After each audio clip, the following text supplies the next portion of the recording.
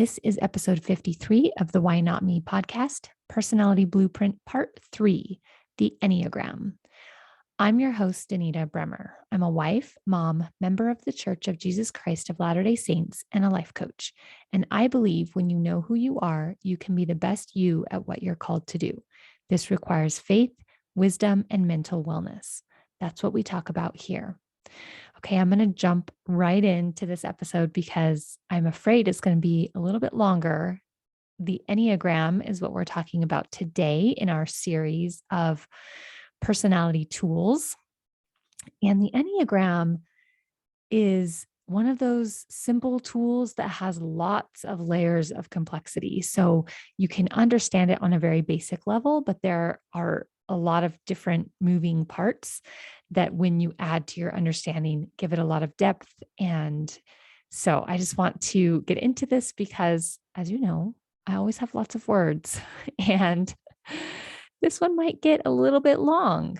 I am paraphrasing and quoting heavily from the website, theenneagraminstitute.com, and a little bit from the site truity.com. So just to kind of give that as a little caveat, I will link to those sites. They're both super amazing, really great, lots of information.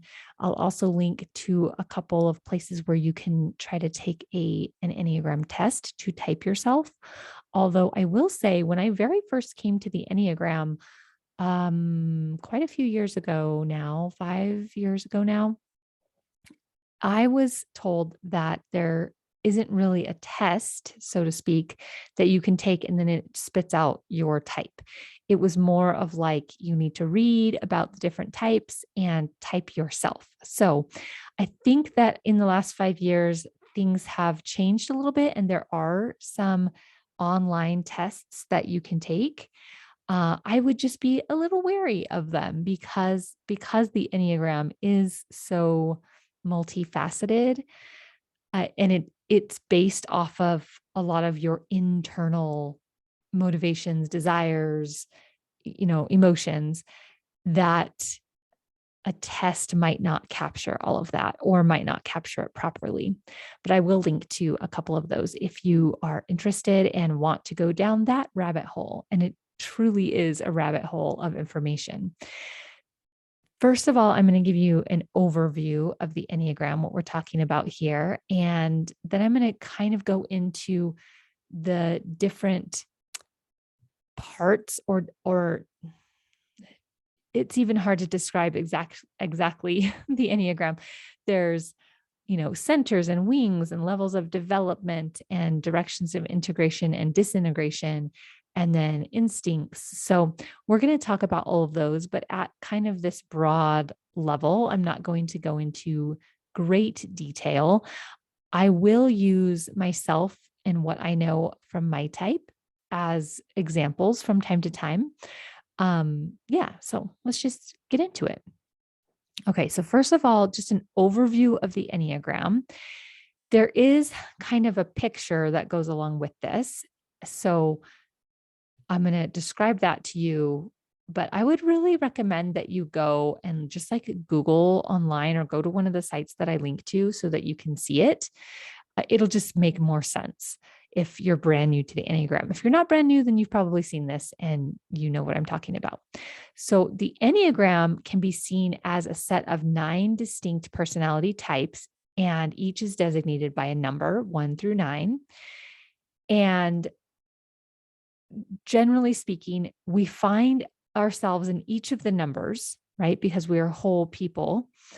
But there's one number that kind of stands out as being closest to how we identify. This is your basic personality type.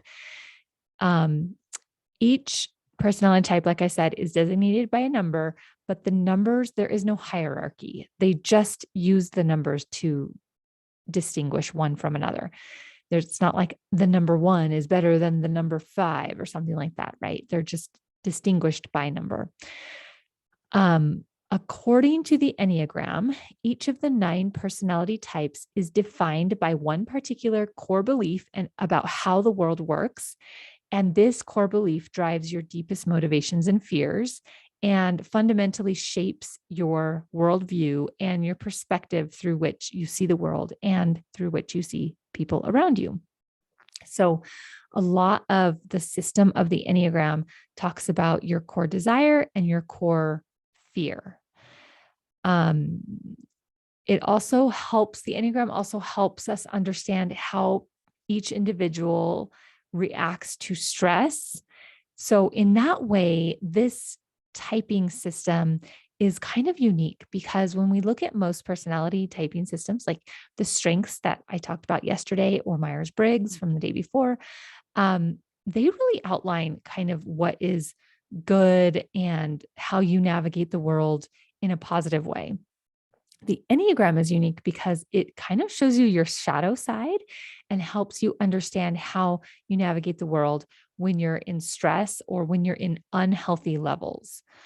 So that is what kind of drew me to the Enneagram. And if you couple this with my strengths, one of my strengths is that restorative that sees what is wrong and fixes it. And so that makes sense that I would be drawn in that way.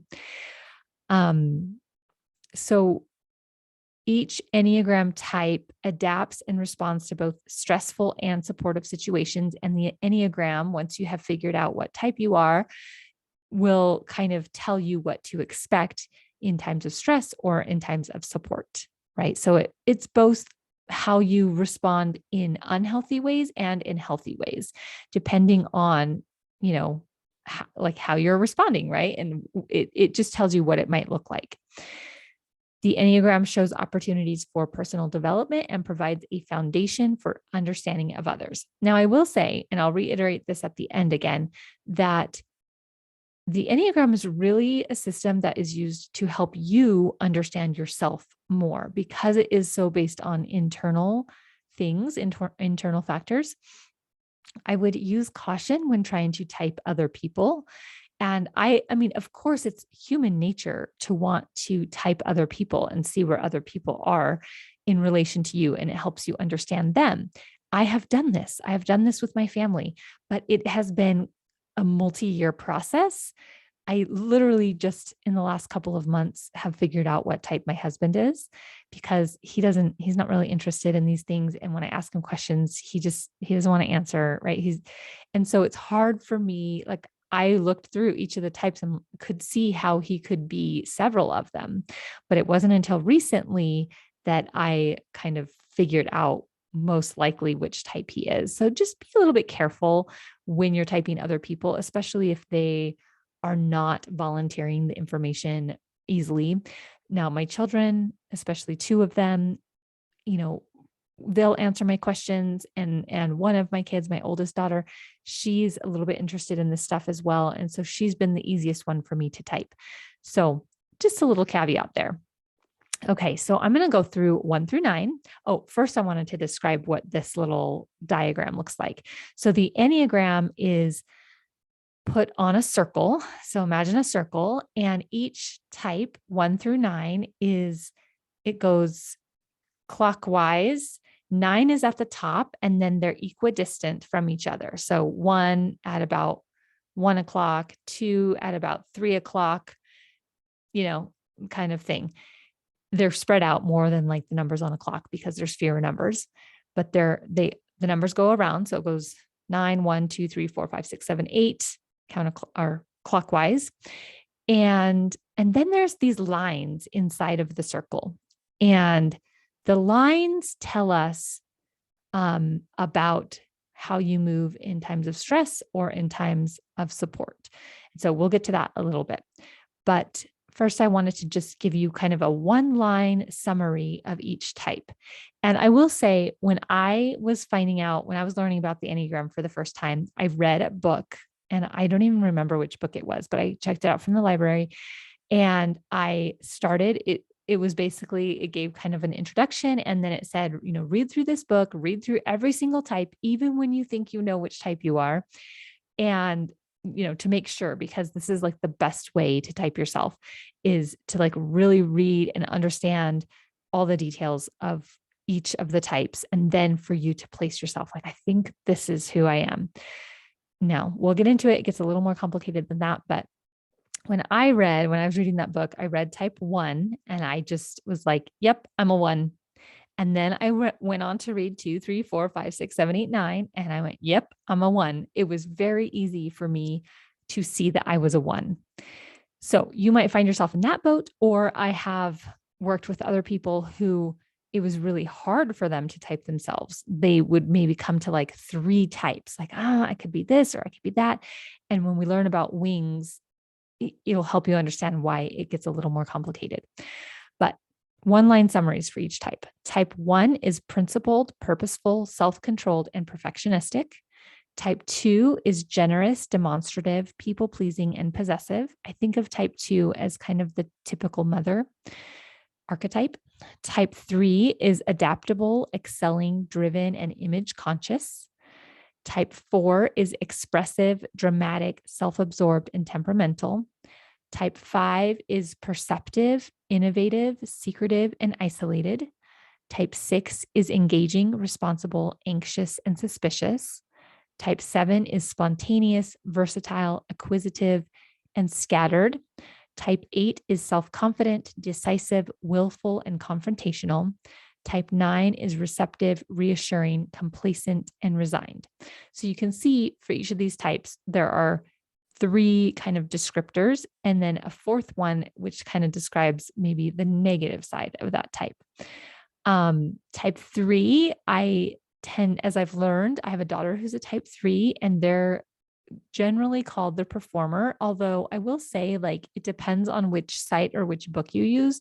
They all have labels, but each site and each book uses different labels. So I kind of take those with a grain of salt. But type 3, they tend to want to perform and be seen. And type 4 is the typical like writer, like an author, right? Who's very expressive, but emotional kind of thing. So you think of like the writer who goes off to be by themselves and that kind of thing. Type 7, I also have a daughter who's a type 7, tends to be like life of the party. Type 8 tends to be like very strong-willed and very, very confident, maybe even a little too confident. And type 9 tends to be the label that is usually used for type 9 is peacemaker. So I've been working with somebody who's a type 9 and been learning a lot of interesting things about the type 9s. And type 9 is the type that can see everyone's point of view in the Enneagram, but least of all their own. And they kind of get lost in like, who am I exactly? So those are the types that I kind of have learned about the most, either because there's people in my family or because I've worked with somebody who are those types. I tend, as a coach, being an Enneagram 1, I tend to attract 9s and 4s and sometimes 7s. And you'll see why as we go through the different kind of facets of the Enneagram. Okay, so the centers. Each type is focused on an asset or liability within their center. So if we look at the Enneagram as like a clock, right, with just 9 numbers, it's divided into 3 sections, and each section has a center. So there's the instinctive center, the feeling center, and the thinking center.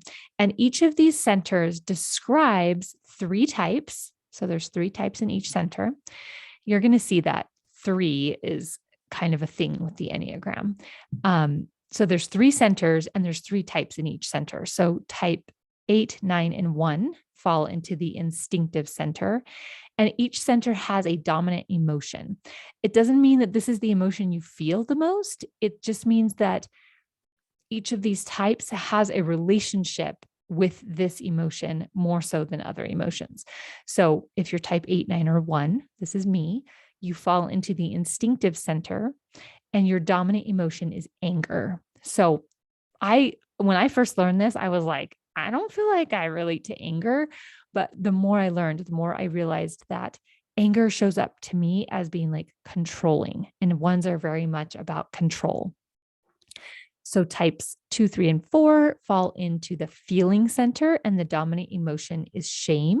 Again, does not mean that you feel shame the most. It means that that center has a relationship with shame. And then types 5, 6, and 7 fall under the thinking center, and the dominant emotion is fear. So, because this is just kind of like a large, overview of the Enneagram, I'm not going to go into too much more depth about that.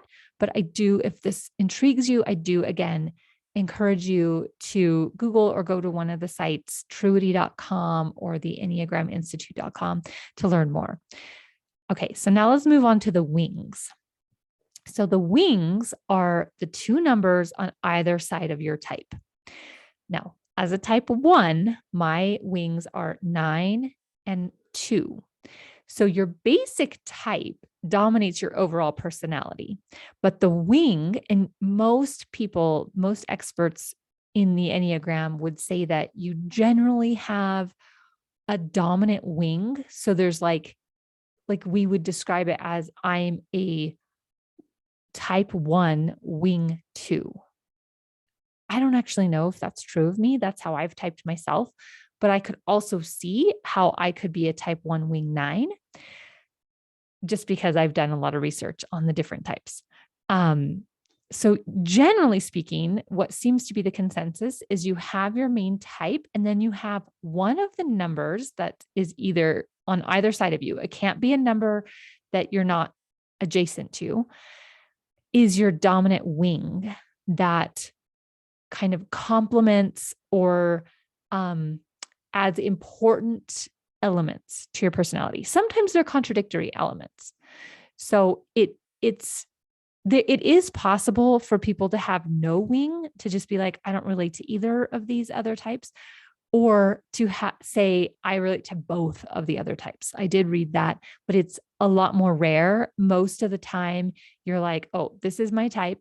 And then my wing, like I think I'm a 1 wing 2. My wing 2 is the one I relate to the most versus 9 and 2, if that makes sense. So it really kind of adds another layer of depth to what type you are when you're looking at, well, what does this mean for my personality and how I show up in the world, kind of thing. Okay, we're going to move on to the levels of development.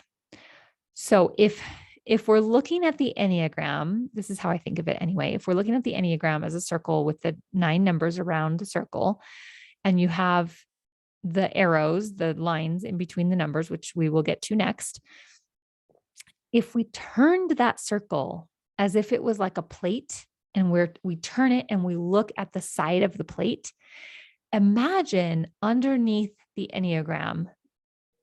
Now, so instead of just having a length and a width dimension, now it has also a depth dimension. In the Enneagram, there are different levels of development, and each type will fluctuate between these healthy, average, or unhealthy levels of development. And again, 3 shows up again. Healthy levels, average levels, and unhealthy levels each have 3 kind of sub levels within them. I'm not going to go into the sub levels. It's way too complicated for my purposes here. But basically what these levels describe is a measure of our capacity to be present. As we move down the levels, it goes from healthy to average to unhealthy. We become more identified with our ego and increasingly negative and restrictive in our behavior patterns. Our personality becomes more defensive, more reactive, more automatic, and consequently, we have less and less real freedom and less real consciousness. So you could think of this as like consciousness levels. As we move down the levels, we become caught in more compulsive, destructive actions, which are ultimately self-defeating. So we can see how these levels describe like your consciousness or your ability or capacity to be present, and therefore your ability or capacity for freedom, right? Because as you move down the levels, you become more kind of like self-destructive. And as you move up the levels toward health, it's the opposite. You become more present, you become more awake in your mind, in your heart, in your body. You become more present. You become less fixated on being defensive and more kind of attuned and open to yourself in the environment. We can see ourselves more objectively. We can like sort of disentangle ourselves from our ego and see, where we, can improve or not, but it's not like, it doesn't feel personal. It doesn't feel like a personal attack on yourself. It's just like, oh, here's how I'm being. I can see that. How do I want to change it? This coincides very nicely, in my opinion, with life coaching. This is like the point of life coaching, is to help us see ourselves in a more open, accepting, loving way, so that then we can make changes if we want, but it's not because we want to like be better, because like, coming from like a self-loathing or self-hatred point of view. It's coming from a self-love. Like, I want to change because I love myself. Yeah. So moving down the levels, we become more self-destructive. Moving up the levels, we become more self-accepting. Okay. So you can go into that rabbit hole. There, like, each level within the levels has different, like, psychological and outward behavioral practices and things. And it just, again, gives more nuance to each type, because there are so many people in the world and we're all unique, right? It's not like all type ones are exactly the same. So this kind of opens you up to seeing like it depends on where your level of development is. So I'll let you go down that rabbit hole if you're interested. The directions of integration and growth, directions of integration, which is direction of growth, or the direction of disintegration, which is direction of stress. So depending on what book or site you read, they're going to use different words. They might use integration, disintegration, or they might use growth and stress.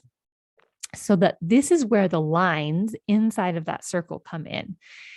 And if you're looking at it, there's a triangle between 9, 3, and 6. And then there are some lines between the other numbers that is kind of like this irregular hexagon, I think is how I've heard it be described.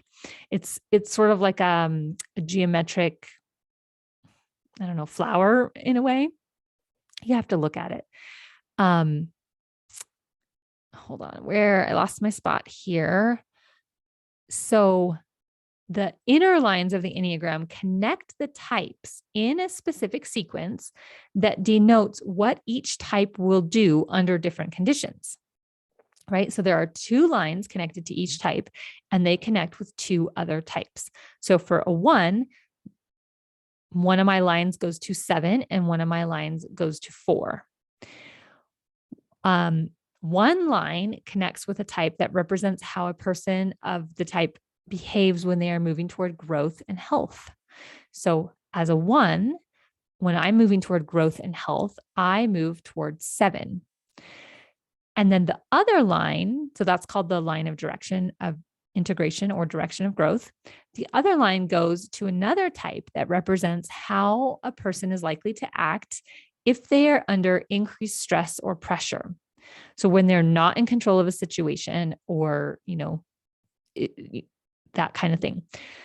This line is called the direction of stress or the direction of disintegration. So different situations will evoke different kinds of responses from your specific personality type, and then you will respond or adapt in different directions as indicated by the lines from your basic type. So this is why knowing the wing and knowing the directions you move in stress or health helps sort of round out your whole personality, right? I'm not going to go very much deeper than that. I will just say from what I've learned from my own type is that, so a type 1 tends to be like very principle, like having these high principles, and it can be a little bit restrictive. So in my direction of health, I go toward a 7. Sevens are more spontaneous and versatile. And I kind of describe them as the life of the party kind of people. They have this very like strong, attractive energy to them. At least the 7s that I have met have all had this. Um, it's sort of the opposite in a good way of the way I am, right? But in stress, I move toward a 4. And the 4 is the very like emotionally dramatic, almost self-absorbed kind of person. Like I said, it was sort of that typical writer person, right? Who they have a very active imagination and they're very emotional based, which makes them really good at things like writing, right? Like bringing a story to life. But you can, for a 1, that it tends to be kind of like check off the boxes, get things done, be very self-controlled type of person. This can be a negative side. Now, there is the number 2 moves to 4 in health, right? So in this way, we see how the Enneagram is all related to one another, and we need all of the types. It's not like one type is worse than another. They all have a good part about them and maybe a not so good part about them. And at the end, I'll give you kind of a summary of how this all comes together. And finally, I want to talk about the 3 instincts. This is something that's fairly new to me. I never really got this far into the Enneagram. I think it's because of the book that I read didn't really mention this at all. But today, as I was researching for this episode, I came across it and did a little bit of a little dive to understand it myself. These are called the 3 instincts. So again, we see the number 3 coming through, and this applies to every single type. So each type could have any one of these instincts. It just depends on which one shows up the most for you. So the instincts are self-preservation instinct, sexual instinct, and social instinct. And I will say sexual instinct does not necessarily mean like, I want to go have sex kind of thing. It's just sort of the label they're using here. So we each have an instinct. We each have all 3 of these instincts, actually. So the self-preservation instinct is for preserving body and its life and functioning. The sexual instinct is for extending ourselves in the environment and through the generations. And a social instinct is for getting along with others and forming secure social bonds. So just from like an animal psychology point of view, each animal in the world is motivated to preserve themselves, to, perpetuate the species and to form bonds in order to do those 2 things, right? In the Enneagram, each type could have any one of these instincts. It's sort of like a type 1 with a self-preservation instinct would look a little bit different than type 1 with a sexual instinct or a type 1 with a social instinct. So it's not like earlier we talked about the 3 centers. This is not like each instinct only goes to certain types. Any of the types can have any of these instincts, but it will sort of refine a little bit how you look at yourself, your personality, your behavior, depending on which of these instincts most feels true to you. So self-preservation types are concerned with having enough resources to meet life's demands. They tend to be grounded, practical, serious, and a little more introverted than the other instinctual types. Sexual types have an intense drive for stimulation and a constant awareness of like the chemistry or the energy between themselves and others. This does not have to be in a sexual way, but I would say that these sexual instinct types are very aware of the energy between people. They tend to be more aggressive, more competitive, more charged, and emotionally intense. Social instinct types are highly aware of other people, and they're also highly aware of their impact on other people. Okay. They tend to be warmer and open and engaging and socially responsible. So like I said, I am kind of new to this part of the Enneagram. My first thought was that I was a self-preservation um, instinct type, but I could also be a social type. I know I'm for sure not a sexual type. I don't have that like aggressive, competitive, emotionally charged. I know people in the world who are like that, but that's not me. And so you can see how these instincts would maybe give even another dimension to your personality in relation to the rest of the Enneagram. Okay, so I'm going to give a little summary here. But again, I want to reiterate that the Enneagram should be used to understand yourself more deeply. And of course, it's going to be human nature to wonder about, like, oh, I wonder what my kids are. I wonder what my husband is or my wife or whatever. That's totally normal. I would just tread carefully there when you're trying to type someone else. If they are interested, then they would maybe be able to type themselves and then you can understand them better. If they're not interested, I would not push it. And it's just going to like make things more confusing. But I mean, there are Enneagram coaches and people who are very well versed in the Enneagram that can help you understand your type and all of these other kind of facets as well. So I'm taking this summary from the EnneagramInstitute.com site. I just thought it was so good, such a good summary. And it also adds a little bit more to like, what's the purpose here? So this says, ultimately, the goal is for each of us to move around the Enneagram, integrating what each type symbolizes and acquiring the healthy potentials of all the types. The ideal is to become a balanced, fully functioning person who can draw on the power, or from Latin, it says the virtue, of each type as needed. Each of the types of the Enneagram symbolizes different important aspects of what we need to achieve this end.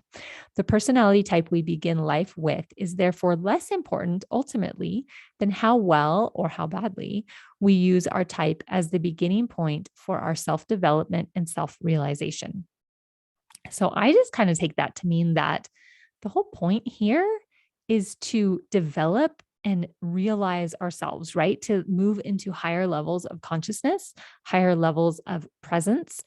And we can do that by seeing how we react in times of stress or pressure and kind of processing through that and learning how to take the good parts of all the types and integrate them into ourselves. That's enough for now, and so are you. If this episode made you think about yourself or others in a new way, would you please give it a rating and a review? And if you want to partner with me to truly do the work of being the best you at what you do, go to danitabrummer.com to schedule a free session. Until next time, go be you and follow the spirit.